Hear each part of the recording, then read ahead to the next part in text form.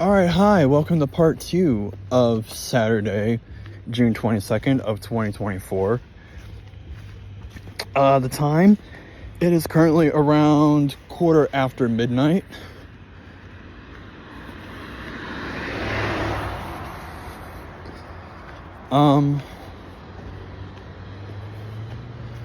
So yeah. Now, when we last ended off part 1, we were talking about what I would probably do, how I would probably see myself as maybe possibly moving out of my mom's at some point, sometime soon. I kind of explained to myself that my mom's at a point of her life where, the end could be, coming up soon. And I don't like to think about it as much.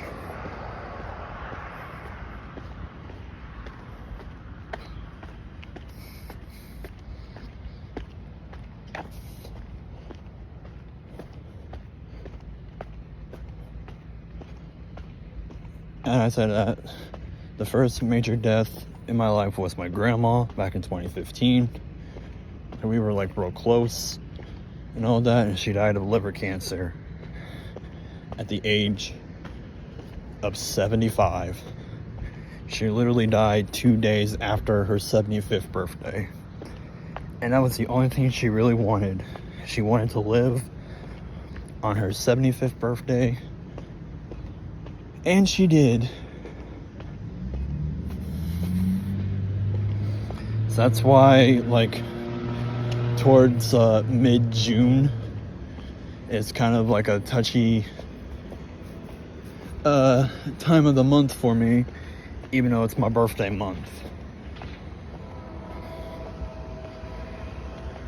She was a great lady. And I do love and miss her.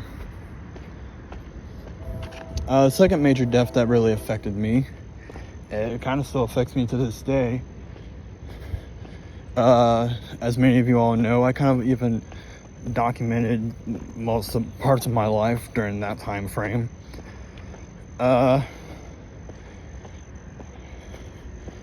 From late July to mid-October of 2018, my dad was in a very bad motorcycle accident, which led to him being in a coma for about a month and a half.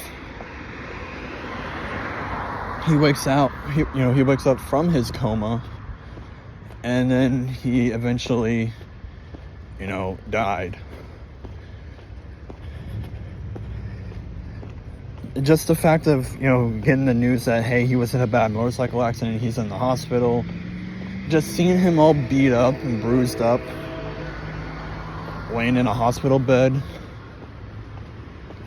still leaves a mental scar in my head. And I still get traumatized just by seeing it, because sometimes it'll occasionally pop into my head and it'll make me feel some type of way.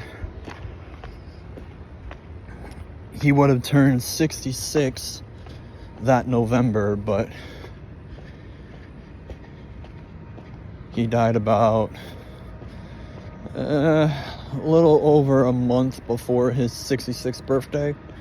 It was mid-October of 2018. So that's major death number 2 of my life. And I just worry that major death number 3 is going to completely destroy my whole personality and make me go all psycho. And kind of make me lose my shit. And be a version of myself that I don't know, and a lot of people won't know either. It really kind of scares me about that, but I've already come to terms that it'll be the next one that I have to deal with, more than likely. But, I'm going to try to be prepared for it as much as I can, because especially with all the paperwork and stuff, I'm going to have to be the one to deal with it all. And be my own mother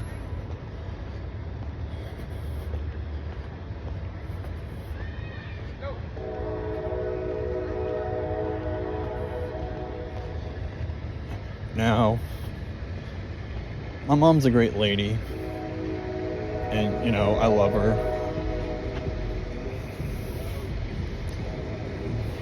But, you know,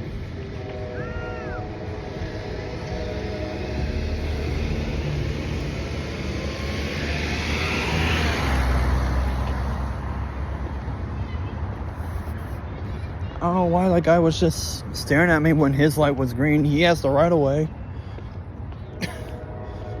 Jesus, what an idiot.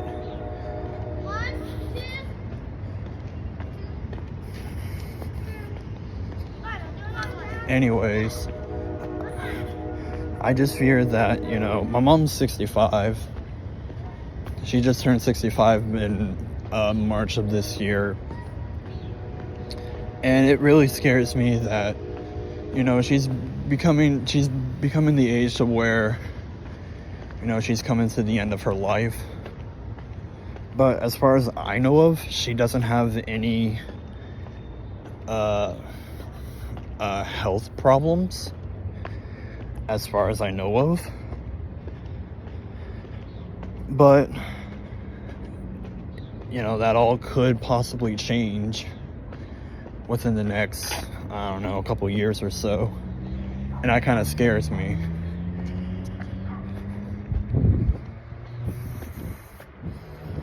I mean, I don't think she's gonna inherit something from grandma that's eventually gonna, maybe possibly gonna affect me one day, but I don't know, who knows.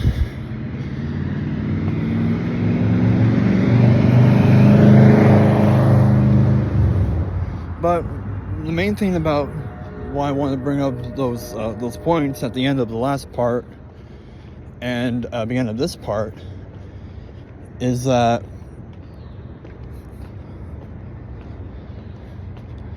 more than likely, if and when my mom eventually kicks the bucket, I'm probably gonna end up with the house. Katrina's more likely going to get the car, and I'm probably going to get the house. So if I, you know, move out of the house sooner, then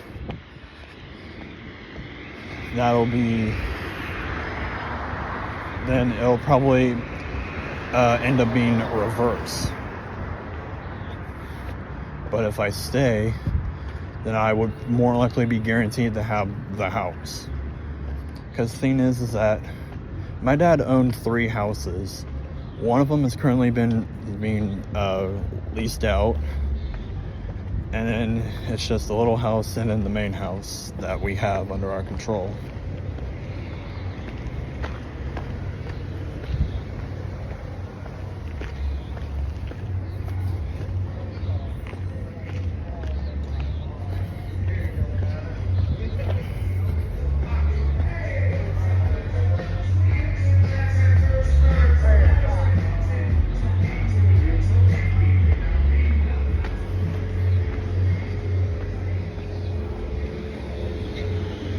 Doing some karaoke, huh? I mean, it's Friday night.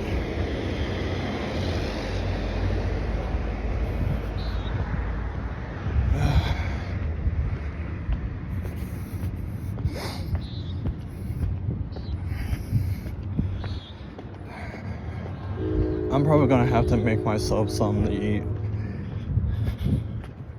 Because I'm hungry. I haven't really eaten anything since like around 3. But the last time I actually, quote unquote consumed something was like maybe like 2-3 hours ago, and it was finishing up the rest of my pop. But I'm starving. But anyways, that's besides the point.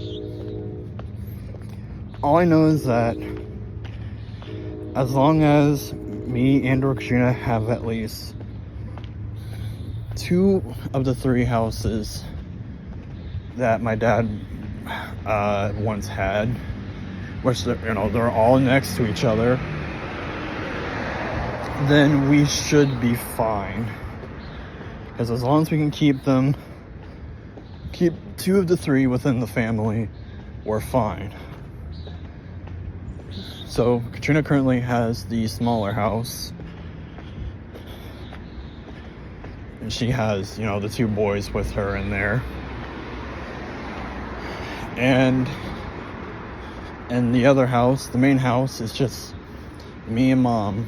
Mom sleeps downstairs on the couch, and I have the upstairs. It's like Pokemon, where you, the player, has the entire upstairs, and then, you know, your mom, whatever, your parent, has the downstairs. I'm gonna go this way just cause.